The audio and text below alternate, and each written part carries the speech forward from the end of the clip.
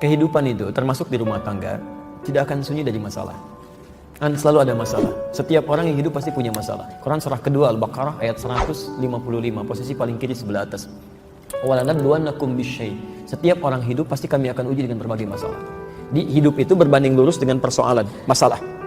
Artinya, orang yang tidak ingin punya masalah, dia tidak ingin hidup. Kita tidak bisa memilih. Termasuk di rumah tangga, persoalan itu akan selalu didapatkan. Tapi yang paling indah, selain masalah kehidupan, yang paling indah masalah di rumah tangga. Masalah di rumah tangga itu paketnya komplit oleh Quran. Kalau Anda pelajari, nggak ada masalah yang membuat kita bahagia. Ini setiap ada masalah, kalau paham solusinya, itu bahagia aja. Bahagia. Kuncinya ada di Quran surah ke-30 ayat ke-21. Wa min ayatihi an khalaqalakum min anfusikum azwaja litaskunu ilaiha. Baik, di situ ada kalimat litaskunu, sakinah. Ini sakinah itu artinya ketenangan yang hadir setelah munculnya persoalan. Setelah munculnya dorongan.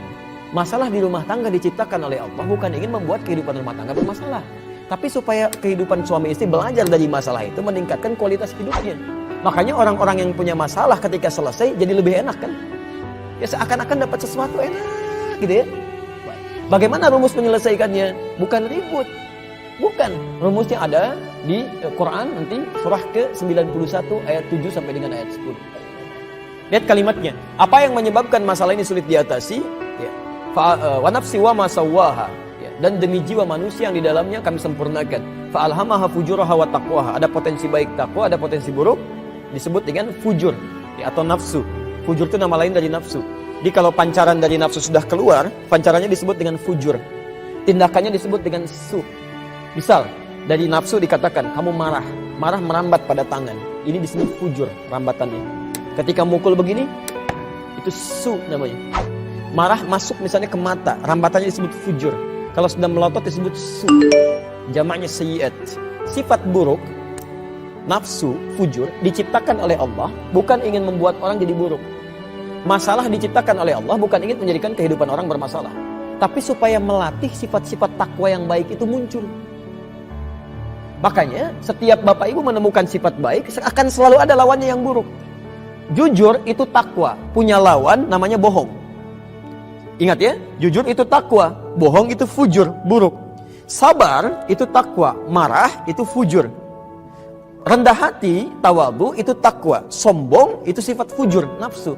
Nah, marah diciptakan bukan ingin membuat seseorang jadi pemarah, tapi ingin melatih sifat sabar supaya muncul. Sebab kalau nggak ada marah, nggak akan ketahuan sabar. Kalau tidak ada sifat bohong, tidak akan diketahui jujur, nggak akan tampak. Kalau nggak ada sombong, nggak akan kelihatan tawadhu. Jadi ketika ibu menemukan marah pada suami, sifat marah itu dititipkan pada suami bukan ingin menjadikan suami pemarah, tapi supaya kesabaran dalam diri ibu itu terlatih. Berbahagialah kalau sedang suami marah-marah. Itu latihan supaya sabar itu muncul.